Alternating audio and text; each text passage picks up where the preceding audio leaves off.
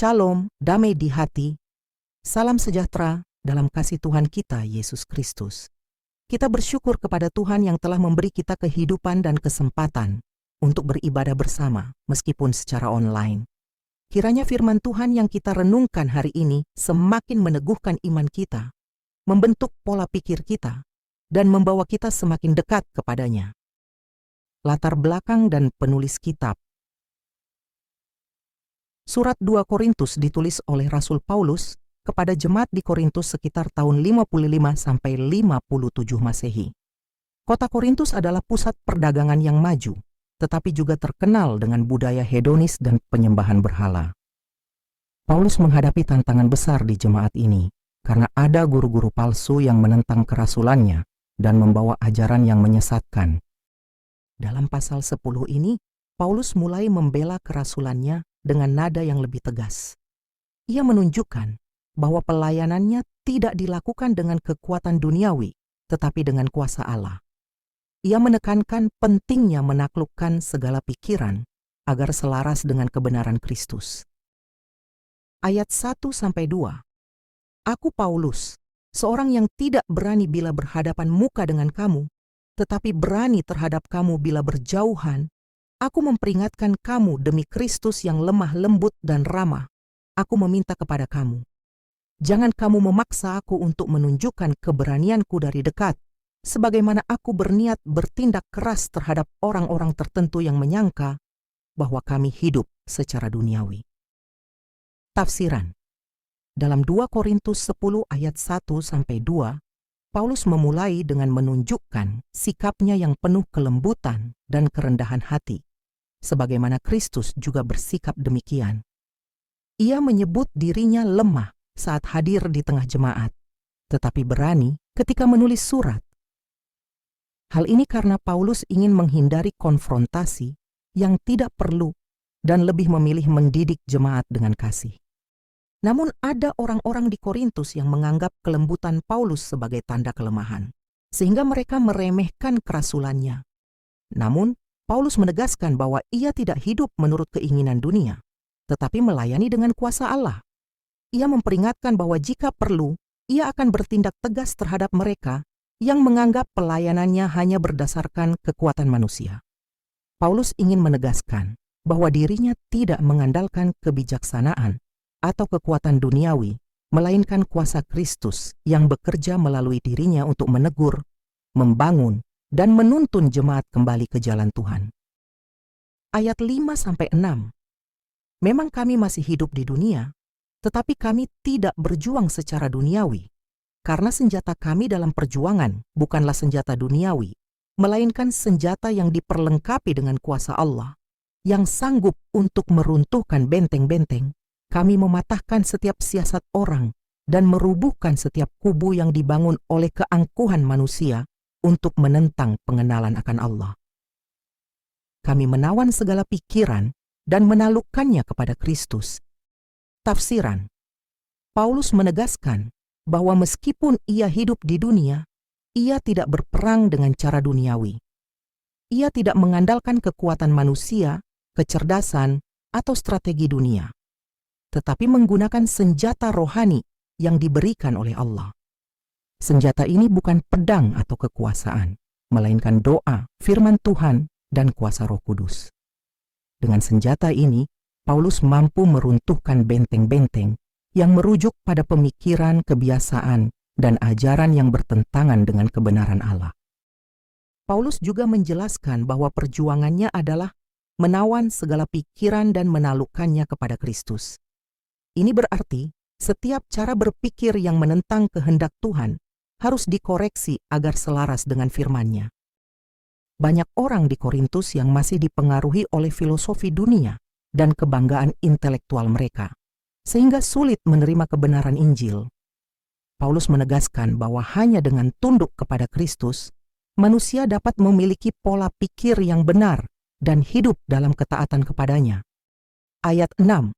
Dan kami siap sedia juga untuk menghukum setiap kedurhakaan, bila ketaatan kamu telah menjadi sempurna.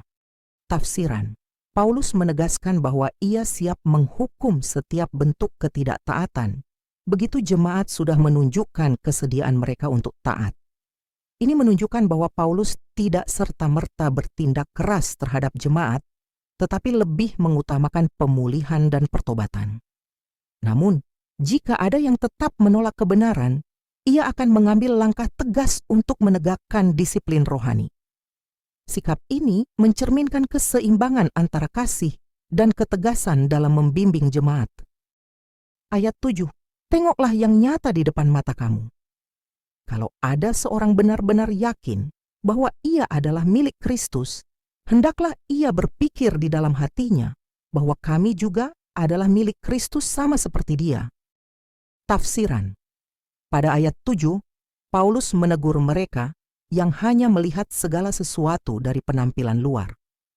Beberapa orang di Korintus menilai kerasulan Paulus berdasarkan kelemahannya secara fisik dan kelembutannya dalam bertindak. Mereka menganggapnya kurang berwibawa dibandingkan dengan guru-guru palsu yang berbicara dengan penuh kepercayaan diri.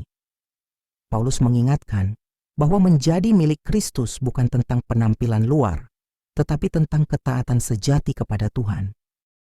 Ayat 8, bahkan jikalau aku agak berlebih-lebihan bermegah atas kuasa yang dikaruniakan Tuhan kepada kami untuk membangun dan bukan untuk meruntuhkan kamu, maka dalam hal itu aku tidak akan mendapat malu. Ayat 9. Tetapi aku tidak mau kelihatan seolah-olah aku menakut-nakuti kamu dengan surat-suratku. Tafsiran. Di ayat 8-9, Paulus menjelaskan bahwa otoritas yang ia miliki sebagai rasul berasal dari Tuhan untuk membangun jemaat, bukan untuk meruntuhkannya. Ia tidak ingin menggunakan otoritasnya untuk menakut-nakuti, tetapi untuk memperkuat iman mereka. Namun jika jemaat terus melawan kebenaran, ia tidak akan ragu untuk menggunakan otoritas itu dengan tegas. Hal ini mengajarkan bahwa kepemimpinan rohani harus digunakan untuk membimbing, bukan untuk menindas. Ayat 10-11.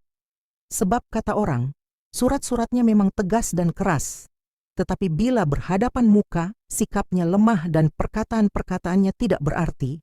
Tetapi hendaklah orang-orang yang berkata demikian menginsafi bahwa tindakan kami, bila berhadapan muka, sama seperti perkataan kami dalam surat-surat kami, bila tidak berhadapan muka.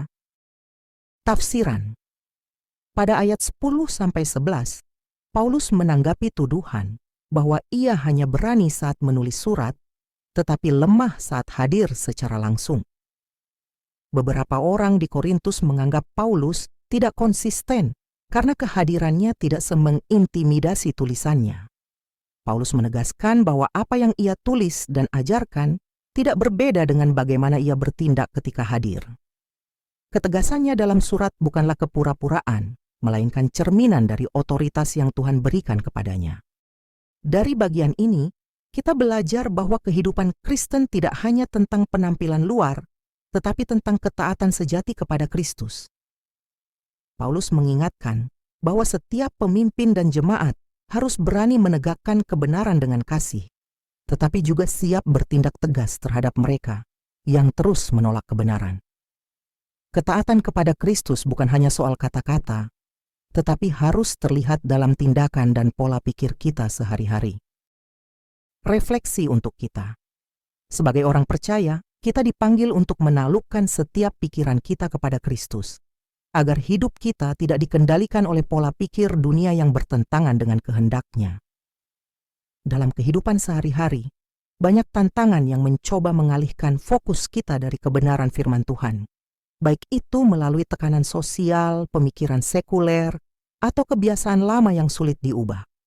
Namun, seperti yang Paulus ajarkan, kita harus menggunakan senjata rohani, yaitu doa, firman Tuhan, dan ketaatan, untuk meruntuhkan benteng-benteng yang menghalangi kita bertumbuh dalam iman. Dengan terus membawa setiap pikiran dan keputusan kita kepada Kristus, kita akan semakin diteguhkan dalam kebenaran dan hidup dalam kemenangan iman. Penutup renungan, menaklukkan segala pikiran dalam Kristus Yesus, berarti hidup dalam ketaatan penuh kepada firman-Nya dan membiarkan Roh Kudus membentuk cara kita berpikir dan bertindak. Dunia mungkin menawarkan banyak cara pandang yang tampak bijak, tetapi hanya kebenaran Tuhan yang membawa kehidupan sejati. Marilah kita terus berjaga-jaga, menilai setiap pemikiran kita berdasarkan firman Tuhan, dan berani menolak segala sesuatu yang tidak sesuai dengan kehendak-Nya. Dengan demikian, kita akan semakin bertumbuh dalam iman dan mengalami kemenangan rohani yang sejati di dalam Kristus. Amin.